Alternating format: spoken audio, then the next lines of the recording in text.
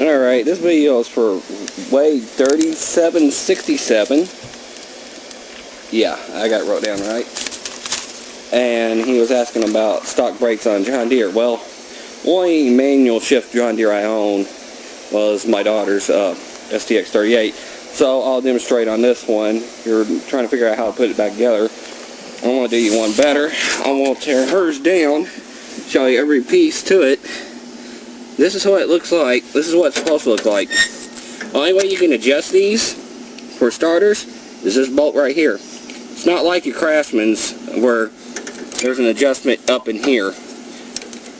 John Deere's don't have that I can tell. And the only way you can adjust the brake, the tension on your brake, is there. And you got to play with it until you get to where it'll free roll and stop properly. And I got her set, but it don't take much to do it. All you really need is a 1/2 inch socket wrench.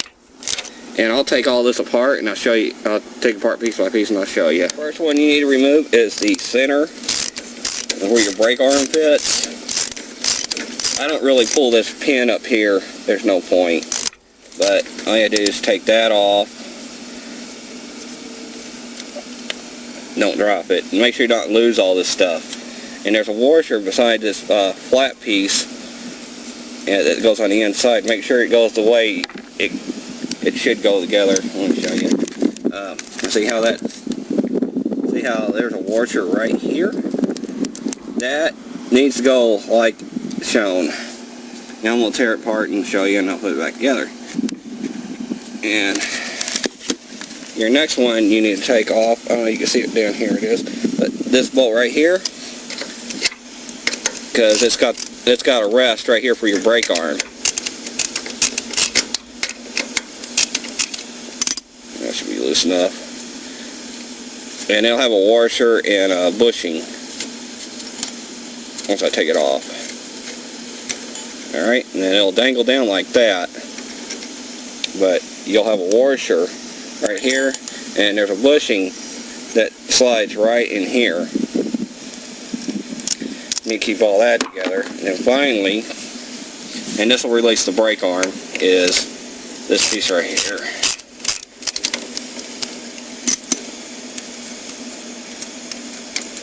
You just take that one off,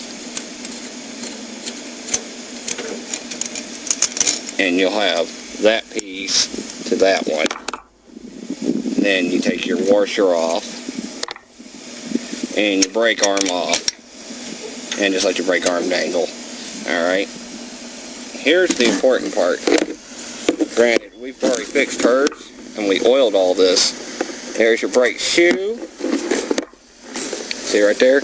There's your brake shoe. Out of the way. And then you've got a plate that sits behind your brake shoe. See, I've already, well, I gotta wipe this off now. Then you got two pistons. The pistons go in here, like so. And you got two of them. Make sure they're clean and dusted, and sanded off really good so they slide really good in there. Because that's what stops you. This is what your transmission should look like with the brake disc off. Here's your brake shoe. I don't know if you can replace these, you can get replacement ones or not. I just turned hers over. That one sits in there like that. Then you got your brake rotor, and then you got this pin. That pin sits in there like that. Then you line up that to that, and you might not get it the first time around. I never do.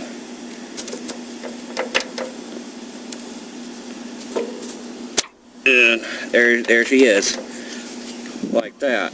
No right or wrong way this goes in there. You can put it in there like that or like that, whichever way. I mean, this is a Spicer 5-speed, so, and that's what usually comes on these tractors. Well, at least STX38s. But I'll show you how to put this back together. First thing you want to do is put that little metal tab. Put that in there. Then you put your brake shoe in there like so. Well, try and do this one hand. It's not easy. Put your brake shoe in there.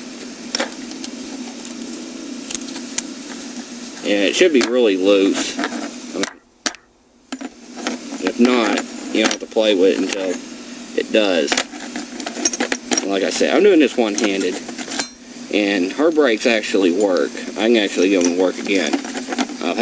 But this is just for stock brakes. I mean, I know in the email you sent me that yours is modified, but you just want the stock brakes fixed. So this is all I'm going to do. I'm going to show you how to fix the stock brakes on it. And what you'll need to do is take this right here. This piece right here will slide over that end, like so.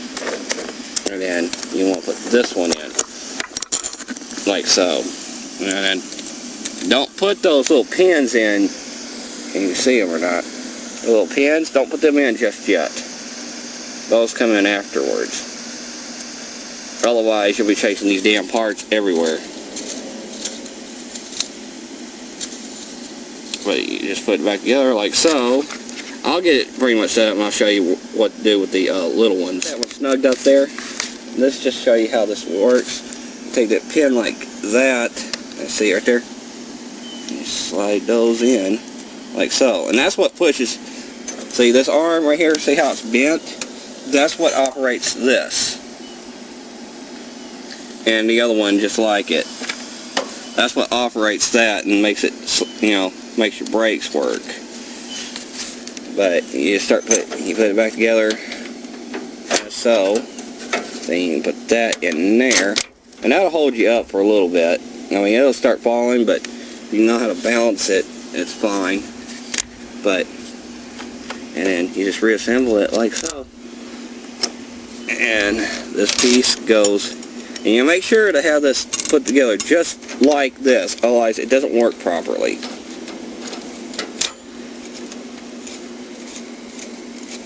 You don't cut any corners because you will regret it later. And at this point, what you want to do, because this is your adjusting nut, and I know exactly where to put it, but you'll have to play with it so it'll freewheel and stop. I mean, it's just the right combination of torque and everything else to get this thing to work properly. But what you want to do is tighten these down pretty tight. Right there, and right there, like so. And then when you hit your brakes, I'll show you what it does.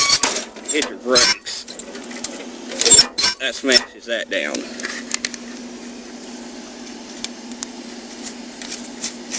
What I do when I first put these things back on there, I get them into just a couple turns past snug. See? Don't super tight this because you will not move the tractor. Right there is about what you need.